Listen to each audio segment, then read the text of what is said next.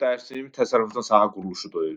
Deməli, təsərrüfatın sahə quruluşu bir neçə sektora bölünür. Birinci sektor nədir? Fayda qazıntıların hasilatı, kənd təsərrüfatı, meşə tədarükü. Görürsünüz, burada söhbət neydən gedir? Hasilatdan gedir.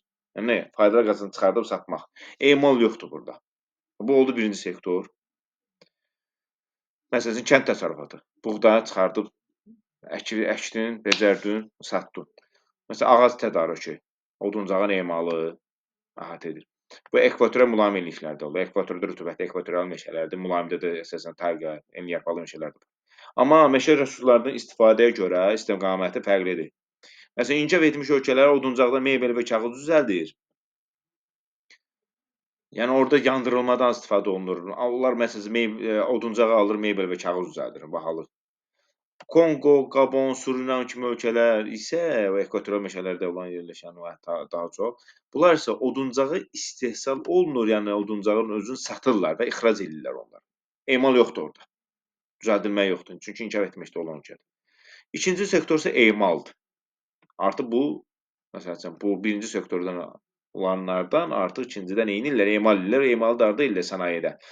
Birincisi energetika. Energetika uşaqlar iki yerə bölünür. Yanacaq və elektroenergetika. Yanacaq deyəndə ki, alov olanlar da neft, qaz, daş kömürü yanar ki, elektroenergetika isə İES, CS, AES, bir də bu günəşdir, qabarmaz küləkdə alternativ gedir.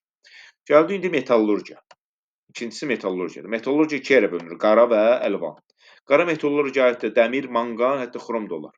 Bir də daha filiz olmayan daş kömür, çökmə suxurdur daş kömür. Çünki niyə görə? Çünki dəmiri əridilməsində daş kömürü yandırırlar. Ardıcıllığı necə? Birinci saflaşdırırlar. Saflaşdırmaq nədir? Onu təmizləmək. Tullantılarından təmizləklə sırf oldu saf, tərtəmiz dəmir filiz. Ona deyirlər konsentrat. Saflaşdırılandan sonra alınan təmiz məhsul konsentrat. Sonra neynirlər? Onu əridirlər. Sonra da son məhsul prokatçuqun sonra prokat adlanır. Prokat ucu son məhsuldur. Dəmirdən nə düzəldirlər? Torba, boru, reys, dəmir reysləri. Bu son məhsuldur. Gəldi əlvanlara. Əlvanlar isə iki yerə bölünür. Ağır, mis, qalasink. Buna niyə görə ağır deyirlər? Çünki filizin tərkibi az olur. Metal az olur. Məsələn, az çıxır. Amma yüngül metallar isə alüminiumdan maqneziumdur. Bu da bu şəkildə gedir hər ikisi. Amma alüminiumda biraz fərqliliyi var. Birinci onu saflaşdırdılar təbii ki. Sonra alüminium oksidi, məsəl üçün Gəncədə, Daşkəsəndə saflaşdırdılar. Gətirdilər Gəncədə alüminium oksidi. Daşkəsəndə çıxardılar, gətirirlər Gəncədə daha doğrusu alüminium oksidi. Sonra göndərirlər Sumqayıtda saf alüminium düzəldirlər. Alüminiumdan müəyyən məhsullar düzəldirlər. Bu oldu ikinci sənaye. Üçüncü maşınqayırma. Maşınqayırma özü üç yerə bölünür. Ağır, ümumi, dəqiq. Ağır energetika maşınqayırması, dağ mədən maşınqayırması bunu əzbər edirsiniz. Nəqliyyat, ümumi isə avtomobil, qatar, təyyarə, bu kənd təsərrüfatı maşınqayırması, uğurlusu olanlar da belə deyil. Dəqiq isə elektrotexnika, cihaz qarma, elektronik hesablar. Adından görüldüyü kimi də dəqiqdir bunlar. Televizor, toz soran, telefon, kompüter. Bunlar dəqiq maşınqayırmadır. Gəldi kimya sahəsi. Bunu olimpiyadaçılar daha yaxşı əzbərləməlidir.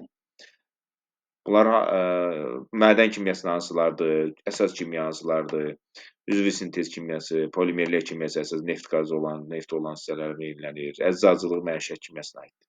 Bunu əzbərdən bilmək lazımdır. Meşə sənayesi uşaqlar iki yerə bölünür. Mexaniki emal, yəni bu belə deyil, əllə kəsilib doğranılma da, yəni mişarla kəsilib doğranılma. Ağac tədarüküdür, taxta, şalban, şipa, faner, mebel.